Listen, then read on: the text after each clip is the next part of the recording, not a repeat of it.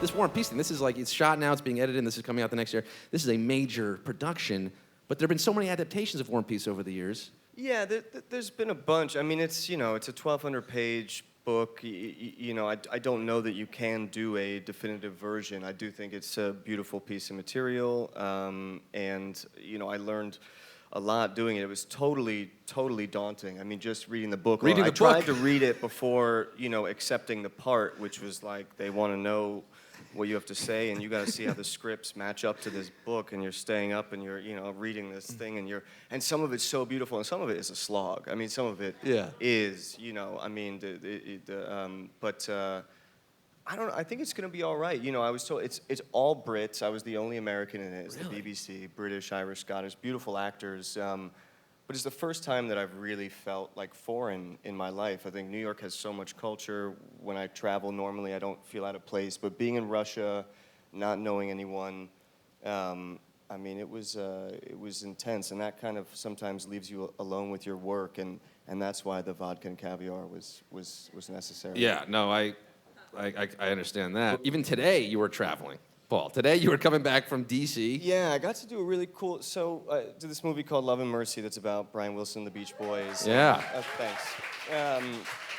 And part of Brian's life is his struggle with mental illness. And so this organization in D.C. called Change Direction contacted us after seeing the film. And they're about raising awareness about mental health in the country and sort of trying to get it to be a bit more like physical health. And I think our younger generations are much more open in talking about it, but it is a big part of our health. And I mean, in New York, it's cool. Woody Allen has made it cool to go to therapy, like, since I was like, very, like, it's just acceptable. Got an analyst. Here, you gotta have an analyst. You go anywhere else and it's a tough subject to broach. Sure.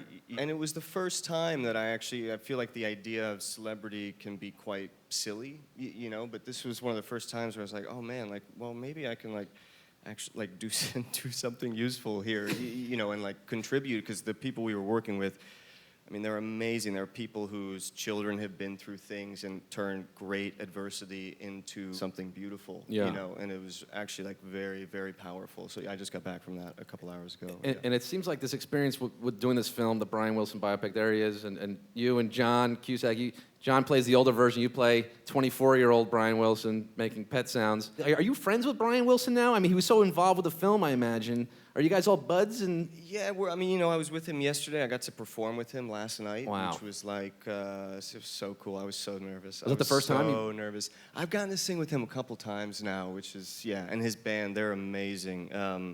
And I came to really, really, really love Brian, and I'm now an obsessive fan. So to hear him do these songs and to see him perform after sort of what he's been through is a really beautiful thing. And he knows what a couple of my favorite songs are, so he asked me to sing this song called "You Still Believe in Me," which is the second track off of Pet Sounds. And just to know that he knows that that's one of my favorite songs and would let me sing it. It was really, really special. It's incredible. If you've seen the film, you do sing in the film. That's your voice in a lot of the scenes.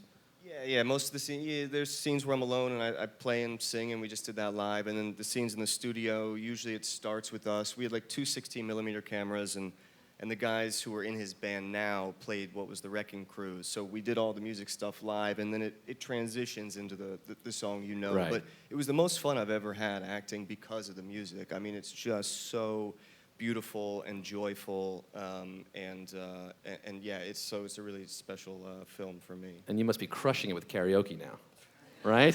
I may not always love you. I did have to go to karaoke. I had to go to karaoke recently, and somebody put on a Beach Boys song, and it came on, and everybody turned to me, and they were just expecting, and I had to do it, but I was like, oh man, I was so mad. And then it was great. It was fun.